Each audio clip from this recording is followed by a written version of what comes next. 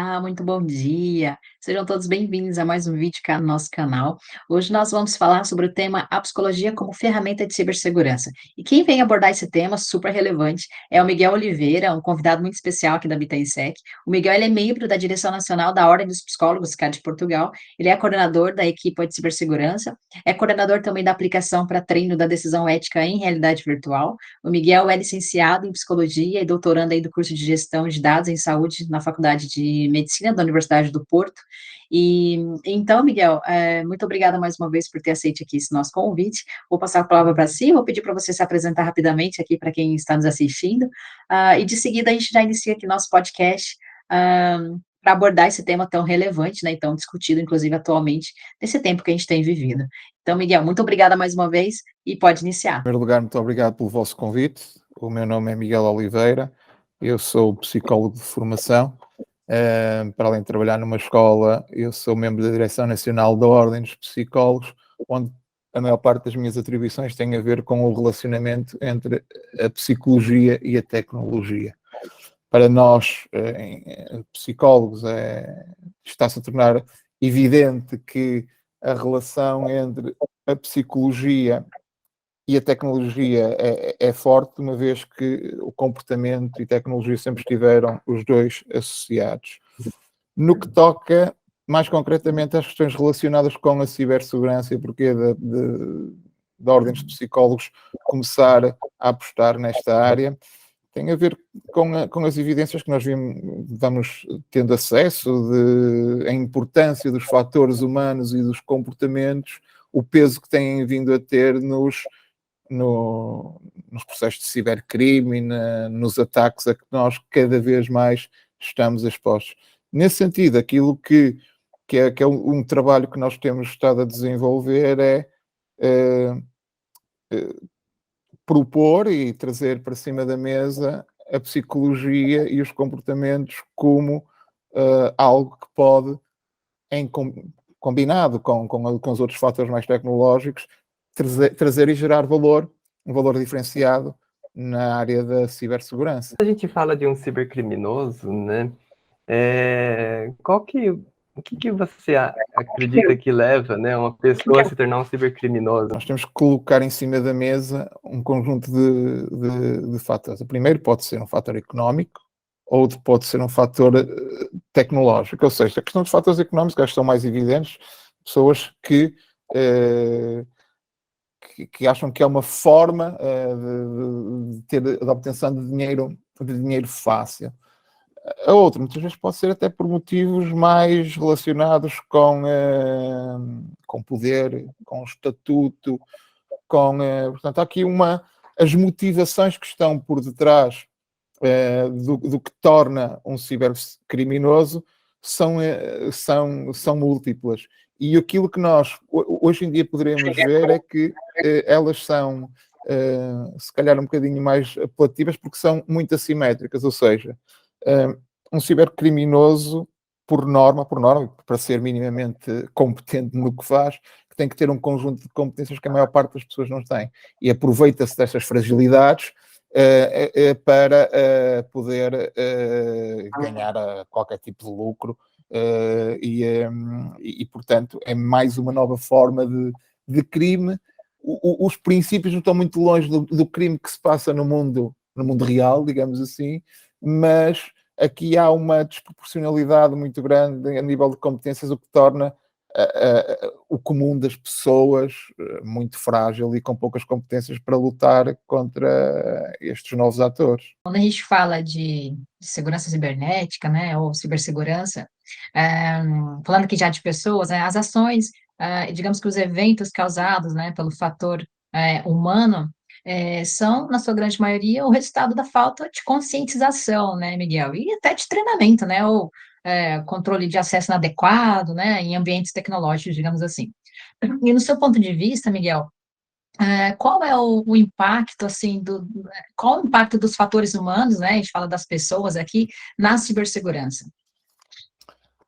O impacto, nós temos dois tipos de impacto, e eu acho que que a Jéssica falou de uma coisa que é muito importante, que é a questão da consciência, das pessoas estarem conscientes de que têm que ser elas e não a equipa de técnicos informáticos que tem que estar responsável pela segurança. Ou seja, isto é a primeira parte, acho muito importante. As pessoas têm que ter noção de que quando estão a trabalhar, elas têm que ter a responsabilidade que os atos, os comportamentos delas têm um impacto na segurança, que depois não tem que ser a equipa técnica que tem que resolver, não. Há um conjunto de cuidados que se as pessoas os adequarem, já estão a promover aqui alguns comportamentos que são importantes. Sem dúvida. Mas depois tem a ver com o porquê. Porque começou-se a perceber, até a nível tecnológico, nós temos ao longo dos últimos tempos, dos últimos 2, 3 anos, e principalmente com a pandemia, percebido que as questões de engenharia social têm ganho aqui algum peso. E isto é a minha opinião,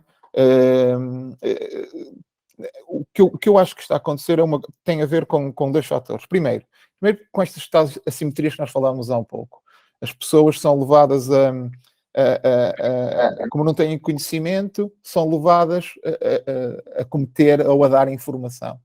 Mas há também um outro fator, que é um fator que revela alguma inteligência por parte dos cibercriminosos, que é o seguinte: quando um cibercriminoso ataca, por exemplo, uma máquina, deixa sempre uma pegada digital. Ela pode demorar muito ou pouco tempo a ser analisada, mas ela fica lá, né?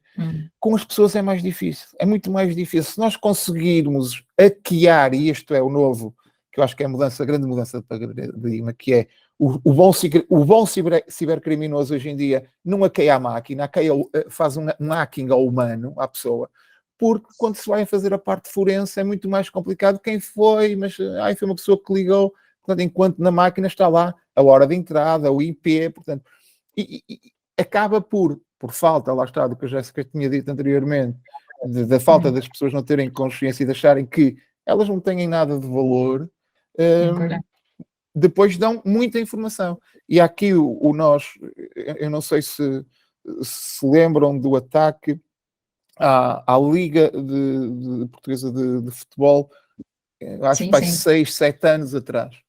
E o que eu achei interessante na altura foi que a pessoa responsável por área da cibersegurança veio dizer qualquer coisa do género: é impossível nós termos uma infraestrutura protegida quando as passwords são todas amorzinho 1, 2, 3.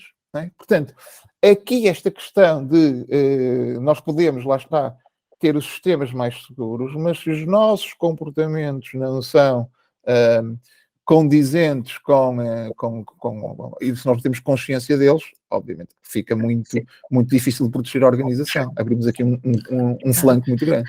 De que forma pode uma organização contribuir para que os seus colaboradores se tornem human firewalls? Obrigado, Daniela.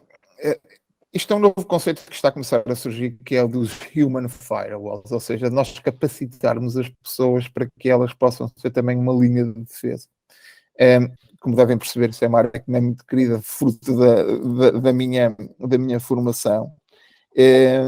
E a forma como as empresas podem fazer isto, nós teríamos aqui conseguiríamos quase um programa só para isto, mas vou tentar sintetizar. A primeira tem a ver com nós não podemos assumir que as pessoas tenham conhecimento nesta área. Nós temos que dar conhecimento. O que é que isto quer dizer? Por exemplo, coisas muito simples e sem custo para qualquer organização. Fazerem com que todos os seus colaboradores tenham um nível 0 de cibersegurança a nível do Centro Nacional de Cibersegurança. Há uma pequena formação que é grátis e que pelo menos, portanto, não tem qualquer custo, a não ser o custo demora cerca de 2, 3 horas a ser feito, mas pelo menos é um indicador de que a organização sabe que todos os seus colaboradores, a nível daquilo que é básico, têm conhecimento. Depois, obviamente, não poderão alegar desconhecimento. Não é? Portanto, isto é a primeira parte. Dar informação e dar formação para que as pessoas possam ganhar consciência. Mas isto por si só não resolve o problema. Não resolve o problema porque aquilo que nós vamos sabendo é que nós damos formação, mas depois nós temos aqui uma coisa que é interessante de perceber. Eu, na minha equipa de cibersegurança, com eles, o que digo é o seguinte: nossa linguagem são os trade-offs. Sempre. Porque nós podemos ter a melhor das intenções e colocar um conjunto de protocolos para serem implementados que são bastante seguros. Se as pessoas não os fizerem, ou se as pessoas sentirem que lhes vai fazer com que o seu trabalho normal vai ser comprometido, não é? Não nos vão ajudar. Portanto, esta questão do trade-off, de nós pensarmos assim, ok, as pessoas agora têm que ter um comportamento ciberseguro. Excelente. Mas nós temos que dar condição às pessoas para que elas possam ter esse comportamento ciberseguro. Exemplo. Um dos maiores problemas de trade-off tem a ver com o tempo.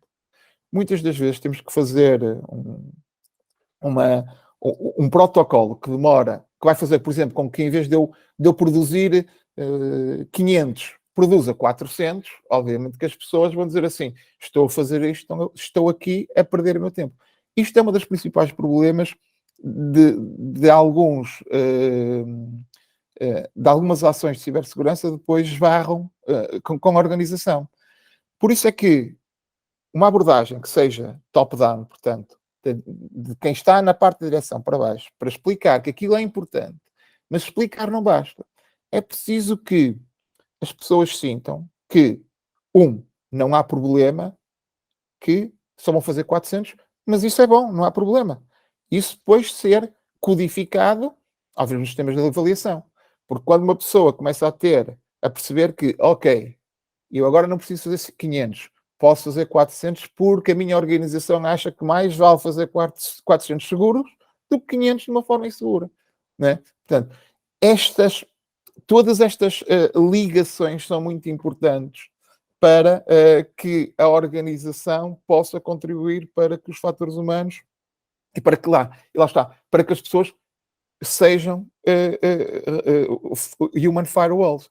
Só para terminar esta área, é muito importante também consciencializar as pessoas do seguinte, principalmente, há pessoas que acham que a sua função não tem qualquer importância para a cibersegurança, portanto, não têm que se importar com a cibersegurança. Isso é um dos principais problemas.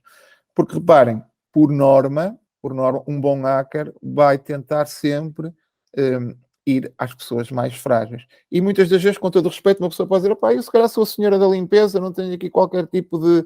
Olha, tenho ali com computadores, portanto, isso não é para mim. Não. A senhora da limpeza tem acesso a um conjunto de informações brutais. Tem acesso, se calhar, das poucas pessoas que têm acesso à organização de todas as salas.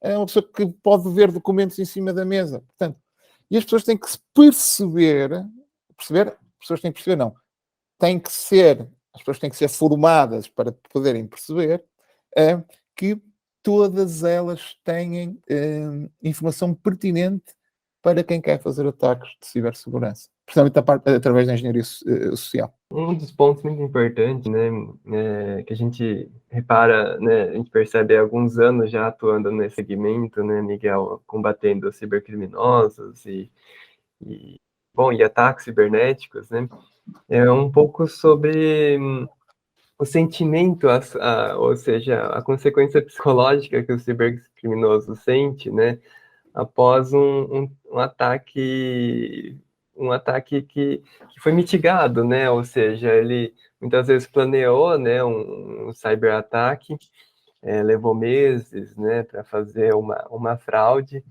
e como é que você explica, né, vamos dizer assim, esses impactos, as consequências psicológicas na visão de um cibercriminoso, né, no sentimento dele, assim? Eu posso apenas presumir, e partindo do pressuposto não, cibercriminosos, por enquanto, ainda são humanos, porque nós vamos chegar a uma determinada altura em que já há um conjunto de bots que poderão ser capazes de fazer algumas coisas, mas quando estamos a falar, mas mesmo assim são desenhados por pessoas. Mas nós temos que pensar o seguinte, isto ajuda-nos também no combate ao cibercrime. Um cibercriminoso não é diferente do resto das pessoas. Tem motivações, e como tem motivações, obviamente tem objetivos, e obviamente quando... vocês pensem sempre assim, se alguém se dá ao trabalho de fazer um ataque que demora, às vezes, como estava a dizer o Flávio, meses, ou seja, não é uma coisa de ganho imediato, de meses, ter muita paciência, ou seja, há duas coisas que nós podemos pensar a partir daqui. Primeiro, que, obviamente, quando têm sucesso, que é algo que lhes traz uma realização, valorização, entre pares, não é? Mais restrito. Vai-se saber estatuto também, e isto são coisas... O sucesso, nós quando temos sucesso em alguma coisa, temos tendência a repetir, não é? Portanto, a repetir. Mas eu gostava também de salientar aqui que os cibercriminosos são pessoas que têm um conjunto de competências muito avançadas, não só a nível técnico, mas também a nível da minha área, da área da psicologia.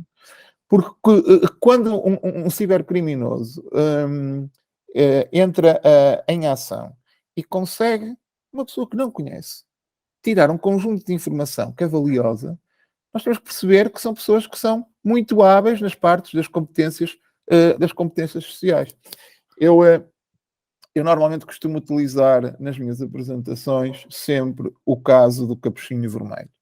Eu acho que toda a gente conhece a história do capuchinho vermelho, e se nós pensarmos assim de uma forma muito, muito, muito rápida, era muito mais fácil para o capuchinho vermelho pura e simplesmente comer logo o capuchinho vermelho e a avó. Pronto, ele tinha a força, não é? Tinha os meios para poder fazer isso.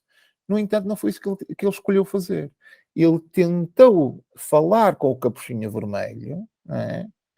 Tirar um conjunto de informações para seu proveito, para mais tarde...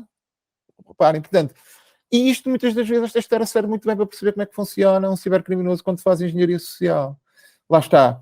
Ele aproveita-se das fragilidades, da falta de consciência, da falta de conhecimento, e com essas técnicas todas, que não são só técnicas na área das tecnologias, mas também na área dos comportamentos e também nesta área das competências sociais, consegue aqui arranjar um conjunto de informação, e depois, obviamente, tem a capacidade de analisar e de tirar lucro e de vender. Portanto, é um tipo de criminoso que prepara, planeia, tem atenção aos detalhes. Portanto, reparem, se nós do lado das organizações não planearmos, não tivermos uma visão, se não... Nós já estamos atrás, porque nós não conseguimos antecipar os ataques. Mas se nós não formos rigorosos, e este tipo de ataques, nós temos que perceber que eles são rigorosos, não é uma coisa feita, como se costuma dizer, às 3 pancadas, não é? Portanto, esta questão do rigor na preparação de defesas é essencial para que as organizações tenham mais probabilidades de sucesso. Quais são, assim, que novos impactos estão a surgir nos processos de gestão empresarial relacionados aqui, de fato, com a cibersegurança? Eu acho que nós ainda não estamos neste tempo do que eu vou falar, mas eu acho que vai ser um grande desafio para quem tem que liderar e gerir as empresas. E eu vou começar com um exemplo. Há um pouco, quando nós falámos de trade-offs, não há possibilidade de nós dizermos assim, em empresa X, ou qualquer um de nós que não vai ser atacado. Não existe. É como dizer, eu nunca vou ser assaltado. Eu posso ser muito alto, muito forte, posso saber karaté, posso não saber uma coisa. Mas eu não posso ser que não posso ser assaltado. Né? E o que nós temos que fazer é tentar arranjar formas de, se formos, que recuperemos o mais rapidamente e que não nos exponhamos muito. Portanto, o princípio será sempre, estamos prontos, não é? Mas quanto à sua pergunta, aquilo que eu antevejo que depois dos processos de consciencialização, porque nós primeiro temos que formar as pessoas depois ainda vão ter que passar por esta questão de normalmente quando é novidade, de não quererem ou de não acharem que é para elas. Portanto, eu acho que nós estamos a chegar a esta parte, a área em que nós estamos. No futuro, o que é que eu acho que as lideranças vão ter algumas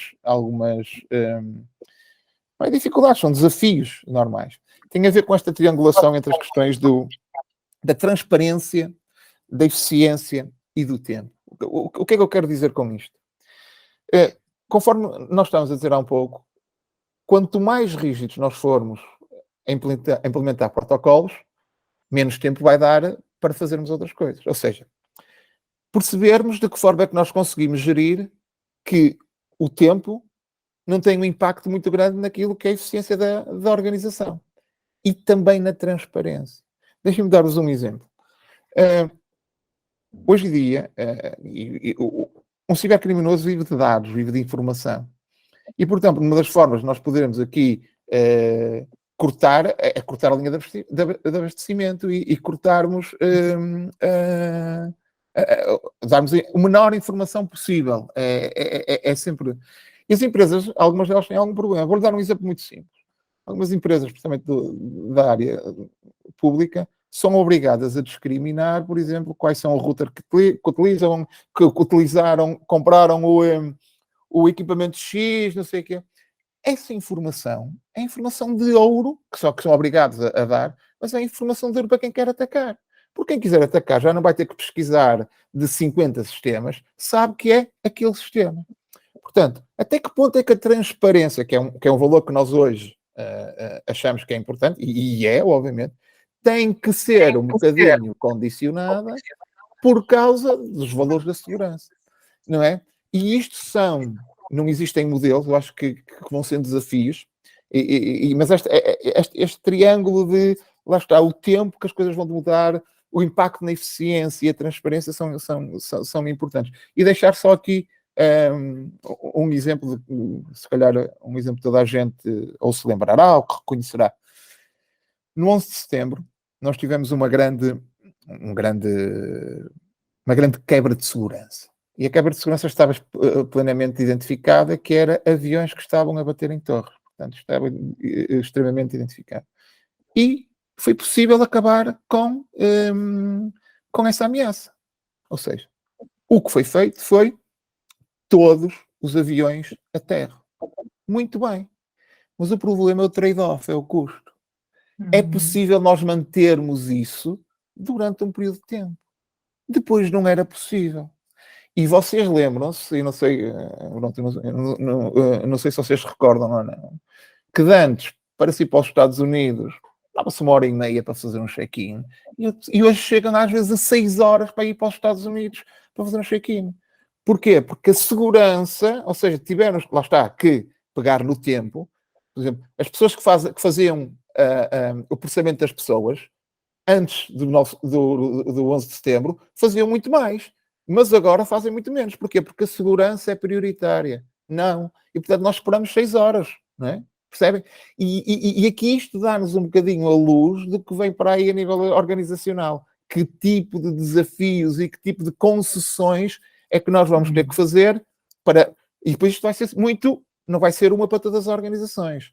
Vai ser... Cada organização vai ter que, com a sua cultura, tentar fazer aqui estes ajustes. E eu acho que este vai ser um dos principais desafios e que nós, em ordem dos psicólogos, estamos a tentar pensar de que forma é que poderão haver modelos que possam ajudar a mitigar isso. Miguel, bom, primeiramente, muito obrigado aqui, né, pelas informações que você trouxe hoje, que são de grande valia. E só para a gente concluir, eu queria que você desse aqui uma dica, né, uma recomendação para quem está nos ouvindo, né, você que é formado em psicologia e se especializou em cibersegurança, né, às vezes para quem, né, quer iniciar essa carreira, né, ou, né, alguma outra dica aí a nível pessoal, profissional que você gostaria de transmitir para quem está nos ouvindo hoje. A nível profissional, eu acho que é sabido quem gostar desta área, que é uma área que vai continuar a crescer. A Jéssica estava a falar há um pouco da importância. A Comissão Europeia escreveu isto num relatório há muito pouco tempo, que a cibersegurança é um pilar essencial para a transição digital. Se nós não conseguimos ter esta questão minimamente controlada da cibersegurança, não há transição digital. E, portanto, só por aqui vemos a importância que isto vai ter. Depois que não existem pessoas qualificadas em número significativo para fazermos isto. Portanto, há aqui uma oportunidade das pessoas investirem numa carreira que é desafiante, que é nova e que tem lugar para trabalhar. E depois gostava de dar uma dica para as organizações, que é uma dica muito, muito, muito simples. Nós muitas das vezes temos que perceber de que forma é que nós, com um único sim, uma única ação, podemos abranger o máximo de variáveis. E nós podia dar aqui muitas sugestões, e muitas vezes vocês sabem, das passwords, seguras, não sei o quê, mas eu deixar aqui uma muito básica. Desliguem os computadores no final do trabalho.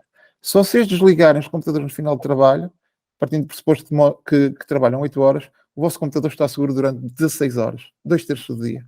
Portanto, isto é uma dica simples e que é muito difícil de ser feita. Desliguem os computadores no final do trabalho.